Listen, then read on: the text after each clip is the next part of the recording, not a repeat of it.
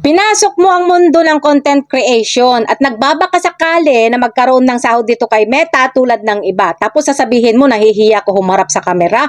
So, paano ka magkakaroon ng kita kung nahihiya ka naman humarap sa kamera? Sige nga.